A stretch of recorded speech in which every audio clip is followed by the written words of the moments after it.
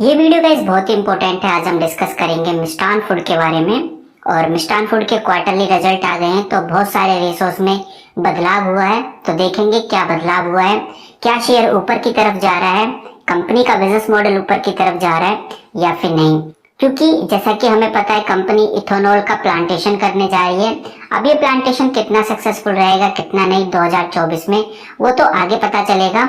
लेकिन फिलहाल कंपनी कैसा परफॉर्म कर रही है ये चलिए देख लेते हैं। स्क्रीन पे आप देख सकते हैं, हम कुछ इंपॉर्टेंट रेशोस को देखेंगे।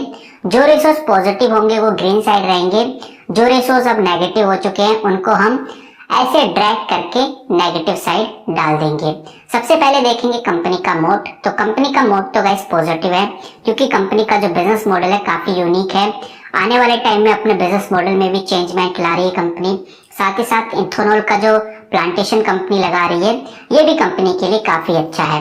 नाउ बात करते हैं कंपनी के इस बिजनेस मॉडल से जो अभी चल रहा है कितनी सेल हो रही है, यानी 5 साल में कंपनी ने कितनी सेल करी है, क्या सेल बढ़ी है या नहीं, वो चलिए देखते हैं।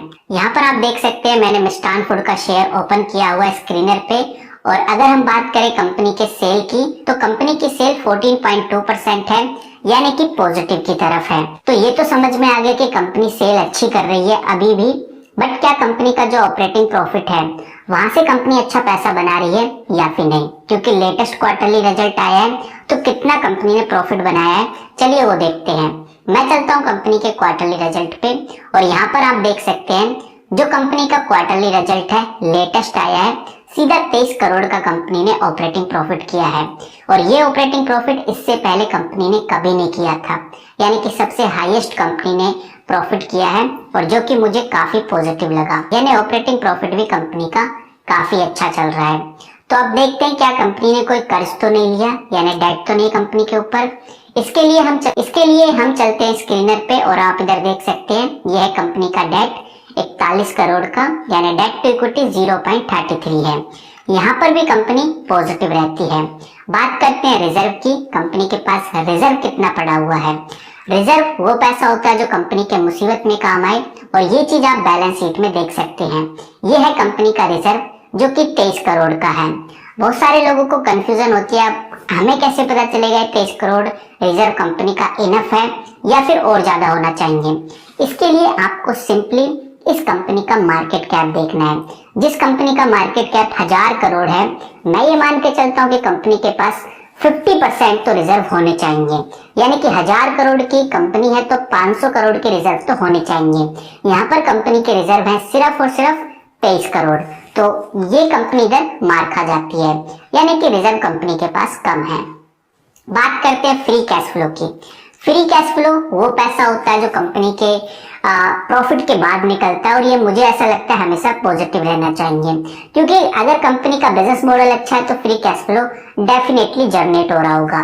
बट यहाँ पर हम देखते हैं तो कंपनी का फ्री कैश फ्लो -11 करोड़ है, जो कि एक नेगेटिव पॉइंट है। यानी कंपनी के बिजनेस मॉडल से इतना पैसा नहीं आ रहा कि कंपनी फ्री कैश फ्लो भी बना सके। अब जब कंपनी का फ्री कैश फ्लो ही नहीं है तो कंपनी डिविडेंड आपको प्रोवाइड नहीं कर सकती। बट फिर भी देख लेते हैं कंपनी का डिविडेंड 0.04 है, बट कुछ खास नहीं है, इसीलिए हम डिविडेंड को भी नेगेटिव में रखेंगे। बात करते हैं फिक्स एसेट्स की। फिक्स एसेट्स कंपनी इसलिए जनरेट करती है ताकि वो अपने आप को सस्टेन कर पाए, और अभी लेटेस्ट क्वार्टरली रिजल्ट आए हैं तो कुछ फिक्स एसेट्स चेंज हो गए होंगे।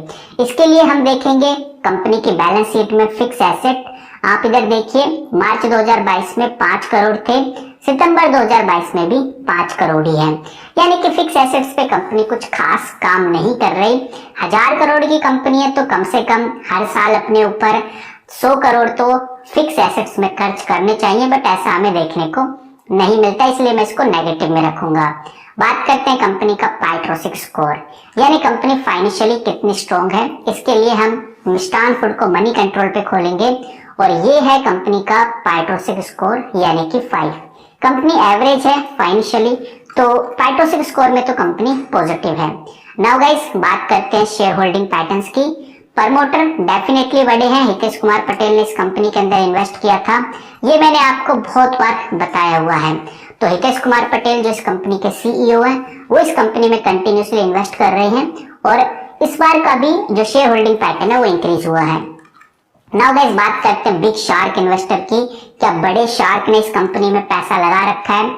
जब भी कोई बड़ा शार्क किसी कंपनी में इन्वेस्ट करता है तो बहुत सोच समझ के करता है, लेकिन हमें इधर कोई भी बिग शार्क नजर नहीं आता। इसीलिए गाइस ये जो पॉइंट है मिष्टान फूड का नेगेटिव में रहेगा। नाउ बात करते हैं कंपनी का शॉर्ट एनालिसिस क्या कहता है।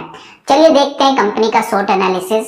और अगर मैं आपको कंपनी का शॉर्ट एनालिसिस दिखाऊं तो ये आप देख सकते हैं 14 कंपनी के अंदर स्ट्रेंथ है, एक वीकनेस है, 2 अपॉर्चुनिटीज और थ्रेड बिल्कुल भी नहीं है। यानी कि कंपनी का शॉर्ट एनालिसिस साफ साफ पॉजिटिव सिग्नल दिखाता है। बात करते हैं कंपनी क्या आपको फेयर वैल्यू में मिल रही है, यानी शेयर आपको सस्ते दाम पे मिल रहा है। इसके लिए हम देखेंगे कंपनी का पीई से आइडिया लग जाता है कि शेयर कितना महंगा मिल रहा है, कितना सस्ता। पीई 20 का है तो कह सकते हैं कि शेयर बहुत महंगा तो नहीं है लेकिन बहुत सस्ता भी नहीं है। इधर आप देख सकते हैं पैज रेशो 0.25 है, तो कहीं ना कहीं आइडिया लग जाता है कि 9 रुपए 10 रुपए का शेयर इतना भी महंगा नहीं है कि एक इन्वेस्टर के लिए ये ओवर प्राइस लगे। चलिए बात करते हैं और कुछ रेशोस की। तो फेयर वैल्यू में तो कंपनी इधर पास हो जाती है। एक और सबसे इंपॉर्टेंट रेशो है, इसको बिल्कुल भी हमें नजरअंदाज नहीं करना चाहिए, यानी रिटर्न ऑन इक्विटी। कंपनी आपको कितना रिटर्न देगी अगर आप इस कंपनी में इन्वेस्ट होंगे, और ये मिष्टान फूड का लाजवाब है, यानी 36.7% का है। और इतना बड़ा रिटर्न ऑन इक्विटी एक स्मॉल कैप कंपनी, हम कह सकते हैं एक पैन स्टॉक, बहुत अच्छा रिटर्न ऑन इक्विटी भी इधर प्रोवाइड करता है। तो यहाँ पर ये रिटर्न ऑन इक्विटी के मामले में कंपनी पॉजिटिव है। नाउ बात करते हैं ईपीएस यानी अर्निंग पर शेयर। आप अगर इस कंपनी में इन्वेस्ट होंगे तो आपको एक शेयर के बदले ये कंपनी कितने पैसे देगी, या कह सकते हैं कितना रिटर्न आपको देगी। तो वो है गाइस 0.49 रुपीज, जो कि लिहाजा काफी ज्यादा कम है। और अगर हम कंपनी के प्रॉफिट एंड लॉस स्टेटमेंट में ईपीएस चेक करें तो ये आप साफ साफ देख सकते हैं कुछ खास ईपीएस नहीं है, बट कंपनी ने 0.31 रुपीज से बढ़ाकर 0.49 रुपीज इधर कर लिया है। तो कहीं ना कहीं मिष्टान फूड में ईपीएस थोड़ा सा इंक्रीज तो हुआ है, बट जितना लोगों को चाहिए उतना नहीं है। ओवरऑल आप इधर देख सकते हैं, अगर मैं क्विक एनालिसिस करूं तो कंपनी का जो बिजनेस मॉडल है काफी यूनिक है। अपने बिजनेस मॉडल में इम्प्रोवाइजेशन कंपनी कर रही है जो कि काफी जबरदस्त है। 5 साल की कंपनी की सेल ग्रोथ काफी अच्छी है, 14-15% के आसपास ग्रोथ कंपनी कर रही है। कंपनी के क्वार्टरली रिजल्ट बहुत अच्छे आए हैं, यानी ऑपरेटिंग प्रॉफिट कंपनी का काफी अच्छा है। कर्ज कंपनी पे बिल्कुल भी नहीं है, कंपनी फाइनेंशियली भी काफी ज्यादा स्ट्रॉन्ग है।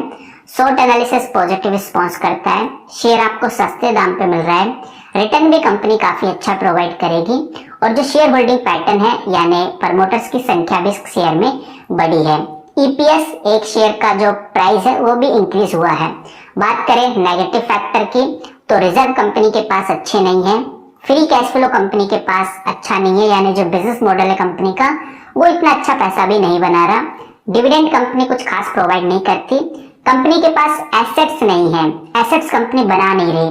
कोई भी बड़ा इन्वेस्टर नहीं है कि उसके दम पे हम कह सकें कि भाई इस इन्वेस्टर ने भी इन्वेस्ट कर रखा है तो हम भी कर सकते हैं। बस यही है गाइस मिष्टान फूड को लेकर अभी लेटेस्ट अपडेट। आई होप आपको वीडियो पसंद आई होगी। बाकी मिलते हैं किसी नई वीडियो के साथ, तब तक के लिए take care and good bye.